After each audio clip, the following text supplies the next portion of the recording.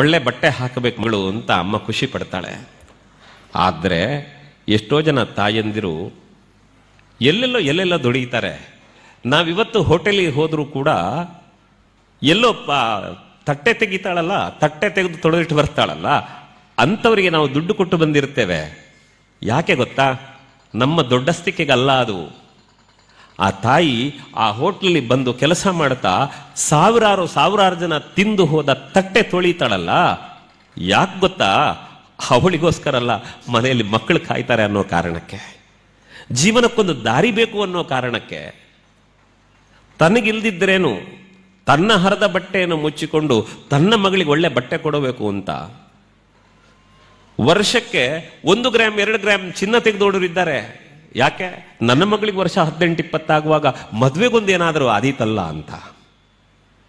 ಎಲ್ಲಾದರೂ ನಡುವೆ ನಾವು ದಾರಿ ತಪ್ಪಿದೇವಾದರೆ ಆ ಅಮ್ಮ ನಾವು ಪುಟ್ಟ ಮಗುವಾಗಿದ್ದಲ್ಲಿಂದ ಹಿಡಿದು ಇಲ್ಲಿವರೆಗೆ ನಮ್ಮ ಕಾಳಜಿ ನೆನಪು ಮಾಡ್ಕೊಂಡು ಬಂದಲ್ಲ, ಏನು ಕೊಟ್ಟೆವು ನಾವು ಅವಳಿಗೆ?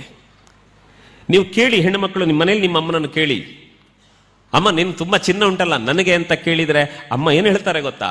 ಇರ್ಲಿ ಮಗ, ನಾನು ಇರುವ ತನಕಲ್ಲ, ನಾನು ಸತ್ತ ಮೇಲೆ ನಿನಗೆ ಅಲ್ವಾ ಅಂತಾಳೆ. ಯೋಚನೆ ಮಾಡಿ. ಯಾಕೆ? ನನ್ನ ಬದುಕಿನಲ್ಲಿ ಏನು ಸಂಪಾದನೆ ಮಾಡಿದ್ರು ಮಗಳೇ ಅದು ನಿನಗಮ್ಮ, ನನಗೆ ಯಾಕೆ? ಇಂತಹ ತ್ಯಾಗದೊಂದಿಗೆ ನಿಮಗೆ ಬದುಕು ಕೊಡುವ ನಿಮ್ಮ ಅಮ್ಮನ ಬಗ್ಗೆ ನಿಮಗೆ ನೆನಪಾಗದೆ ಹೋದರೆ ಅದಕ್ಕಿಂತ ದೊಡ್ಡ ಕೃತಜ್ಞತೆ ಏನಿದೆ ಮಕ್ಕಳೇ? ನೆನಪಿಟ್ಟುಕೊಳ್ಳಿ, ನಾಳೆ ಹೆಣ್ಣುಮಕ್ಕಳು ನೀವು ಪ್ರಬುದ್ಧರಾಗ್ತೀರಿ, ನಿಮ್ಗೊಂದು ಮದುವೆ ಮಾಡಬೇಕು. ನಾನು ಮೊನ್ನೆ ಕೇಳಿದ್ದೆ, ಏನು ಮಾಡ್ತಾ ಇದ್ದೀರಿ ಅಂದರೆ ಅಮ್ಮ ಹೇಳ್ತಾರೆ, ನಾನು ಸೀರೆ ಮಾಡ್ತಾ ಇದ್ದೆ. ಏನು ಸೀರೆ ಮಾಡ್ತಾ ಇದ್ದೀರಿ? ಇಲ್ಲ, ನನ್ನ ಮಗಳಿಗೆ ಮದುವೆ ದಿವಸ ಹತ್ರ ಬಂತಲ್ಲ, ಅವಳಿಗೆ ಕೊಡಬೇಕಾದ ಸೀರೆ ಎಲ್ಲ ಪ್ಯಾಕ್ ಮಾಡಬೇಕಲ್ಲ, ಅದಕ್ಕೋಸ್ಕರ ಮಡಿತಾ ಇದ್ದೇನೆ ಅಂತ. ಒಂದು ಕಡೆಯಲ್ಲಿ ಮಗಳು ಹೊರಟು ಹೋಗ್ತಾಳೆ ಅನ್ನೋ ನೋವು, ಆದರೆ ಹೋದಲ್ಲ ಅವಳು ಚೆನ್ನಾಗಿರಬೇಕು ಅಂತ ತಾಯಿ ಸಿದ್ಧಳಾಗುತ್ತಾಳಲ್ಲ. ಈ ಪ್ರೀತಿಯನ್ನು ನೀವು ಅಂಗಡಿಯಲ್ಲಿ ದುಡ್ಡು ಕೊಟ್ಟು ತಗೊಳ್ಳಿಕ್ಕಾಗೋದಿಲ್ಲ. ನಿನ್ನನ್ನು ಜೀವನ ಪೂರ್ತಿ ಮಹಾರಾಣಿಯ ಹಾಗೆ ನೋಡ್ಕೊಳ್ತೇನೆ ಅಂತ ಹೇಳ್ತಾ ನಿಮ್ಮನ್ನು ಮಂಗ ಮಾಡುವ ಯಾವ ವ್ಯಕ್ತಿಗಳು ಜೀವನ ಪೂರ್ತಿ ನಿಮ್ಮನ್ನು ಸಾಕೋದಿಲ್ಲ. ನೆನಪಿರಲಿ. ಹಾಗಾಗಿ ಅಮ್ಮನ ತ್ಯಾಗದ ಬಗೆಗೆ ನಿಮಗೆ ಯಾವತ್ತೂ ವಿಸ್ಮೃತಿ ಬರಬಾರದು. ಇನ್ನೊಂದು, ನಾವಿವತ್ತೇನಾದರೂ ನಾಳೆ ಹೊರಗೆ ನಡೆದು ನಾನು ಅಮೃತ ಭಾರತಿಯಲ್ಲಿ ಓದಿ ನಾನಲ್ಲಿ ಕೆಳಗೆ ಬರಬೇಕಿದ್ರೆ ಒಂದು ಮಾತು ಕೇಳ್ತಾ ಇತ್ತು. ನಮ್ಮ ಅಮೃತ ಭಾರತೀಯ ಸ್ಟೂಡೆಂಟ್ ಅನ್ನೋ ಕಾರಣಕ್ಕೆ ಏನೋ ಗೌರವ ಸಿಕ್ತು ಅಂತ ಏನೋ ಒಂದು ಬಗ್ಗೆ ಇಲ್ಲಿ ಮಾತನಾಡ್ತಾ ಇದ್ರು, ಕೇಳ್ತಾ ಇದ್ದೆ.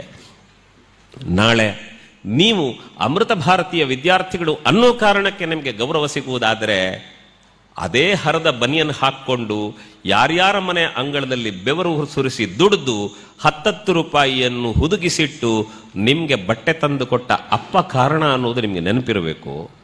ಯಾರ್ಯಾರ ಮನೆಯಲ್ಲಿ ಬಟ್ಟೆ ತೊಳೆದು ಯಾರ್ಯಾರ ಮನೆಯ ಪಾತ್ರೆ ತಿಕ್ಕಿ ಅಲ್ಲೆಲ್ಲೋ ಸಿಕ್ಕಿದ್ದನ್ನು ಜೋಡಿಸಿಟ್ಟು ನನ್ನ ಮಗಳಿಗಿರಲಿ ಅಂತ ತನಗೆ ಇಲ್ಲದೆ ಇದ್ರು ತನ್ನ ಮಗಳಿಗೆ ತೊಡಿಸಿ ಸಂಭ್ರಮಿಸುವ ತಾಯಿ ಇದ್ದಾಳಲ್ಲ, ಅವಳು ಕಾರಣ ಅನ್ನೋದು ನಮಗೆ ನೆನಪಿರಬೇಕು. ಮತ್ತೆ ಜೀವನದಲ್ಲಿ ಯಾವತ್ತೂ ಕೂಡ ನೀವು ಬೆಳೆದು ನಿಂತಾಗ, ಈ ಕಡೆ ಗಂಡು ಮಕ್ಕಳು ಅನೇಕರಿದ್ದೀರಿ, ನೆನಪಿಟ್ಟುಕೊಳ್ಳಿ ಹುಡುಗರೆ, ಯಾವತ್ತೂ ಕೂಡ ನಮ್ಮಪ್ಪ ನನಗೇನು ಮಾಡಿಟ್ಟಿದ್ದಾನೆ ಅಂತ ಯಾವ ಕಾಲಕ್ಕೂ ಕೇಳಬೇಡಿ. ಯಾಕೆ ಗೊತ್ತಾ? ಒಂದು ವೇಳೆ ನಾವು ಸಣ್ಣ ಮಕ್ಕಳಾಗಿದ್ದಾಗ ಏಕಾಏಕಿ ರಾತ್ರಿ ಸಿಕ್ಕಾಬಟ್ಟೆ ಅಳತೆ ಹುಷಾರಿಲ್ಲ ಅಂತ ಅಳ್ತಾ ಇರಬೇಕಿದ್ರೆ ಈ ದರಿದ್ರ ಯಾಕಾದ್ರೂ ಹುಟ್ಟು ಬಿಡುತ್ತೋ ಅಂತ ನಮ್ಮ ಅಮ್ಮ ನಮ್ಮನ್ನು ಕೊಲ್ತಿದ್ರೆ, ಇಲ್ಲ ಅಮ್ಮ ಎಲ್ಲೋ ಸಂದರ್ಭದಲ್ಲಿ ಹೊರಟಿರ್ತಾಳೆ, ಅವಳ ಮೈ ಮೇಲೆ ಮಲಮೂತ್ರ ವಿಸರ್ಜನೆ ಮಾಡಿಬಿಟ್ರೆ ಇದೆಲ್ಲೋ ಹಾಳು ಮಾಡಿಬಿಡುತ್ತು ಅನ್ನೋ ಕಾರಣಕ್ಕೆ ನಮ್ಮ ಅಪ್ಪ ಕೊಲ್ತಿದ್ರೆ ಇವತ್ತು ನಾವಿರ್ತಿರ್ಲಿಲ್ಲ. ನಮಗೆ ಬದುಕು ಕೊಟ್ಟದು ಅಪ್ಪ ಅಮ್ಮ ಅಂತ ನೆನಪು ಮಾಡಿಕೊಳ್ಳಿ. ಬದುಕು ಕೊಟ್ಟವರು ಅಪ್ಪ ಅಮ್ಮ ಅನ್ನೋದು ನೆನಪಿರಲಿ. ಹಾಗಾಗಿ ನಮ್ಮನ್ನು ಉಳಿಸಿದ್ದಾರೆ, ನಮ್ಮ ಕೈಕಾಲು ಸರಿ ಇದೆ, ನಮ್ಮ ಕಣ್ಣು ಸರಿ ಇದೆ, ಬುದ್ಧಿ ಸರಿ ಇದೆ ಅಂದಮೇಲೆ ಇನ್ನು ನಮ್ಗೆ ಅಪ್ಪ ಅಮ್ಮ ಏನು ಕೊಟ್ಟಿದ್ದಾರೆ ಅಂತ ಕೇಳಬೇಡಿ. ಅಪ್ಪ ಅಮ್ಮನಿಗೆ ನಾನು ಏನು ಕೊಡಬೇಕಾದೀತು ಅನ್ನೋದನ್ನು ಯೋಚನೆ ಮಾಡಿಕೊಂಡು ಆ ದಾರಿಗೆ ಹೋಗಿ, ಅದು ನಿಜವಾದ ಬದುಕು.